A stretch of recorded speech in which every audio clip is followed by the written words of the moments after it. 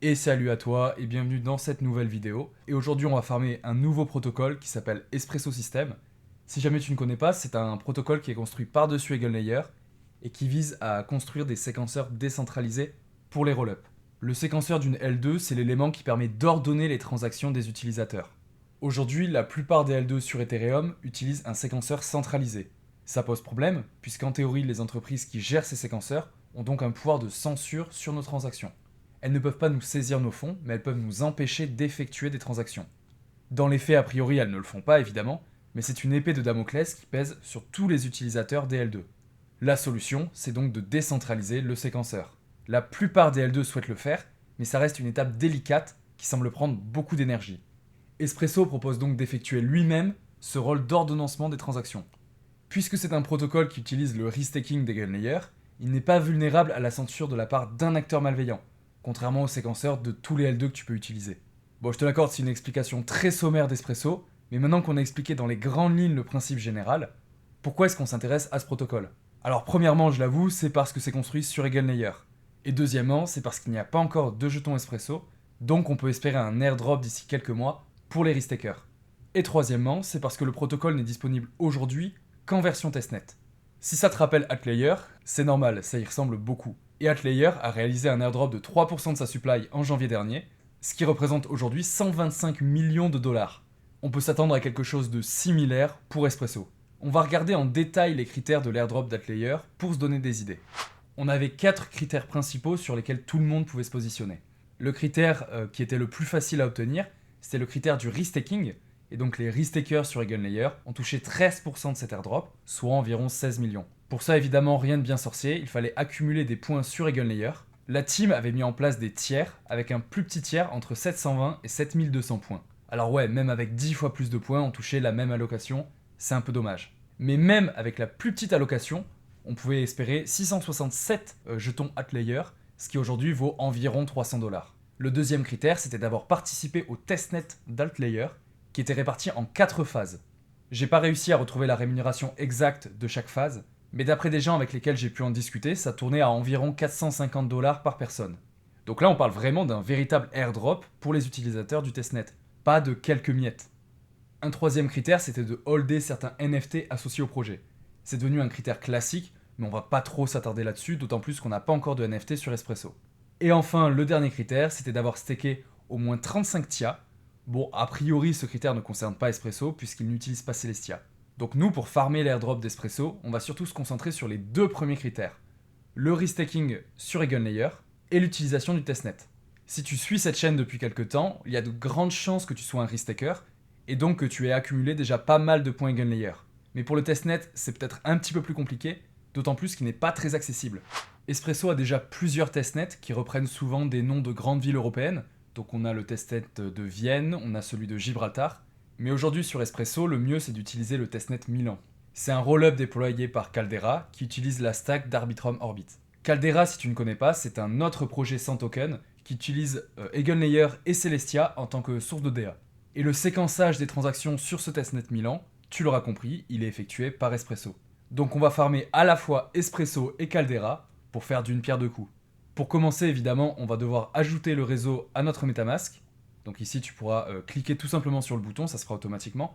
Je te mettrai évidemment le lien de cette page dans la description et dans les commentaires.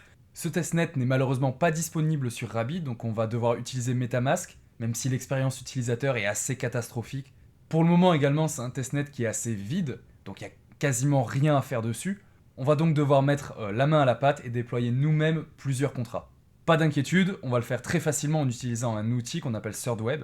J'en profite d'ailleurs pour dire que le mieux c'est d'utiliser un portefeuille qui a déjà un peu d'activité on-chain. Pas besoin que ce soit ton wallet principal, mais si tu as déjà au moins une transaction sur Ethereum, c'est bien.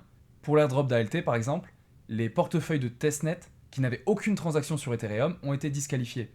Ce serait hyper dommage que ça t'arrive sur Espresso. Bon, je te résume rapidement ce qu'on va faire sur Milan. D'abord, on va claim des ethers de test sur Milan et sur Sepolia, qui est un testnet d'Ethereum qui est relié à Milan. Ensuite, on va s'amuser à bridger entre les deux réseaux pour s'assurer que cette partie-là fonctionne bien. Après ça, on va envoyer un peu d'Ether vers une autre adresse. Et ensuite, on va faire des choses un peu plus intéressantes. Donc, on va minter des tokens et des NFT. On va déployer des contrats qui correspondent à des normes ERC20 et ERC 721, et on va même peut-être participer à une DAO. Avec toutes ces activités, on aura testé Milan sous plusieurs aspects, et on pourra laisser un petit message sur le Discord du protocole en résumant tout ce qu'on a fait. Évidemment, on n'a aucune idée de si ce sera utilisé ou non par l'équipe pour whitelister des adresses, mais ça ne nous coûte pas plus cher, alors autant le faire. Donc là, on va commencer donc par réclamer des jetons de test sur Milan.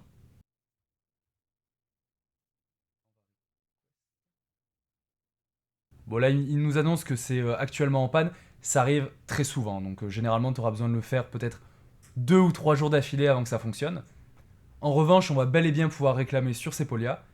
Évidemment, je te mettrai le lien de cette page en description. Et voilà, nos 0,5 Sepolia sont arrivés sur notre adresse. On va retourner sur la page de Milan et on va aller sur Bridge. Ici, nous, on va faire un dépôt, donc on va partir de Sepolia pour envoyer à Milan. Et on va envoyer, mettons, 0,4 Ether. On fait Deposit. On vérifie rapidement les informations. C'est bon, on va pouvoir donc confirmer la transaction. Ok, donc ça a fini par arriver sur Milan, ça a pris quand même un petit peu de temps. Donc maintenant, on va passer au mint de token. Et donc pour ça, on va devoir déployer un contrat ERC20. Et on va utiliser ce petit site là qui s'appelle SwordWeb. Bon, c'est quelque chose d'entièrement gratuit, t'as pas besoin de payer pour ça. Et donc c'est un site qui a une bibliothèque de contrats qu'on va pouvoir s'amuser à déployer sur Milan. Donc par exemple, on va prendre token, déployer. Et là maintenant, on va pouvoir créer notre token. Donc ça, c'est uniquement le nom du contrat. Donc admettons risk taker, RST, description, on va laisser vide. Ici, on va faire get default. Donc on va pas s'embêter à modifier ça. Configuration avancée, c'est bon, c'est parfait. Et donc là, il va falloir qu'on aille normalement ajouter un nouveau réseau de test. Milan testnet. On valide. Et on n'a plus qu'à faire déployer maintenant. Pour déployer le contrat qui va correspondre à notre jeton ERC20. La transaction a été acceptée. Et là, on a juste à signer quelque chose. Ça va pas déclencher de transaction on-chain. Ok, donc notre contrat a bien été déployé. Si on va sur l'Explorer, et on remarque bien qu'on a effectivement déployé un contrat sur Milan. Donc on va retourner sur le site précédent. Et on va faire token tab. Et donc on va pouvoir minter des jetons. Alors par exemple, admettons, on va minter 5000 jetons, donc mint token. Et ça a bien été accepté on-chain. Donc là, si on retourne sur l'Explorer, on va voir que maintenant, on a bel et bien minté nos tokens. Et donc ici, maintenant, nous avons 5000 jetons RST sur notre portefeuille. Maintenant, on va passer donc au mint d'un NFT. Donc pour ça, on va utiliser évidemment le même site. On retourne dans contrat pour voir la bibliothèque des contrats. On va faire déployer un contrat. Et on va prendre NFT. Alors lequel on va prendre par exemple? Collection de NFT tout simple. Déployer. Et alors là, on met ce qu'on veut. Pourcentage. Ici, on fait toujours par défaut. Tout le reste, on n'a pas besoin d'y toucher. On vérifie qu'on est bien sur Milan testnet à chaque fois, évidemment. On confirme la transaction. Notre contrat a bien été déployé. On peut le voir ici, il vient d'apparaître. Et maintenant, on va dans contrat. On prend celui qui correspond à notre NFT. On clique ici sur NFT. Et on va pouvoir en minter un. Donc par exemple, admettons, hashtag 1. On va sélectionner une image et on va mettre... Allez, mettons la miniature de cette vidéo, soyons fous. Un trait, alors là je crois que j'avais mis... Ah oui, j'ai mis trait même. Et on va pouvoir minter. Et le mint a bien été confirmé. Donc si on retourne sur l'Explorer,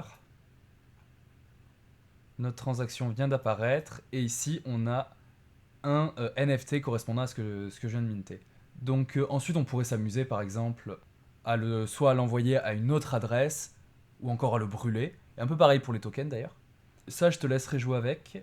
Nous on va faire une dernière chose. On va aller faire une DAO si je trouve le contrat. Ah voilà. Donc on va déployer ça. Hop. Description, on va rien mettre. Ici, encore une fois, on fait toujours par défaut. Là, on va pouvoir, par exemple, aller récupérer l'adresse du jeton qu'on a mis précédemment. On récupère cette adresse, on la met ici. Délai de vote, ça, on peut laisser à 0. Le voting period, on va mettre beaucoup, comme ça, on aura le temps.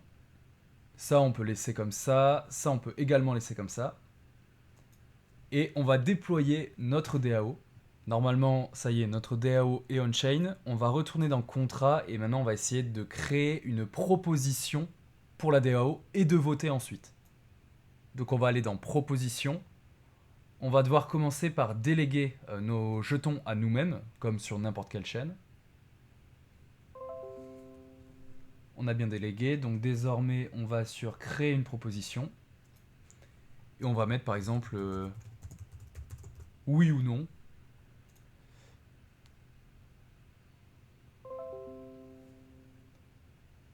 Et donc maintenant, on peut voter pour ou voter contre. Donc moi, évidemment, je vais voter pour avec mes 5000 tokens. Et donc là, le vote a bien été enregistré sur la blockchain. Donc on a pour 5000 jetons. Donc on va pas aller beaucoup plus loin. On pourrait s'amuser à déployer. Alors on a encore plein de contrats différents. Là, chaque rectangle, c'est un contrat différent. Donc si tu as envie de t'amuser, de créer des jetons sur plusieurs portefeuilles, de faire participer plusieurs portefeuilles à une DAO par exemple, ça peut être intéressant. Après, la vidéo risque d'être un peu longue. Là, on a déjà fait 3 contrats différents, 3 types de contrats. Donc on a normalement une activité qui est déjà très variée. Ce qu'on peut faire ensuite, c'est d'aller donc sur le Discord de Espresso et on va aller sur Testnet Feedback. Et donc ici, tu vas pouvoir faire, comme par exemple cette personne-là, faire un feedback de ce que tu as fait on-chain pour que l'équipe puisse avoir un retour. Alors évidemment, encore une fois, on ne sait pas est-ce qu'ils vont réellement l'utiliser pour faire un airdrop ou non. En tout cas, c'est ce que les gens ont l'air de croire. Donc voilà, tu auras juste à faire un petit compte-rendu de ce que tu as fait, de ce que tu as réussi, de ce qui n'a pas marché. Nous, par exemple, là, ce qui n'avait pas marché, c'était le faucet. Si on fait un petit tour sur notre adresse, on peut voir que donc on a fait quelques transactions. Et dans notre portefeuille, on a 2 choses différentes. Voilà, donc on a un petit peu d'activité. Si jamais il y a un airdrop qui se profile à l'horizon pour Espresso, évidemment, je t'en reparlerai. Et il y a des chances que les utilisateurs du testnet soient récompensés d'une manière ou d'une autre. Ici, on peut voir qu'on n'a pas tant d'utilisateurs du testnet sur tout le Discord. Donc en attendant, j'espère que du coup, tu as appris quelque chose dans cette vidéo, que ça te sera utile, que peut-être tu auras une récompense financière à un moment ou l'autre. Et je te dis à la prochaine. Ciao!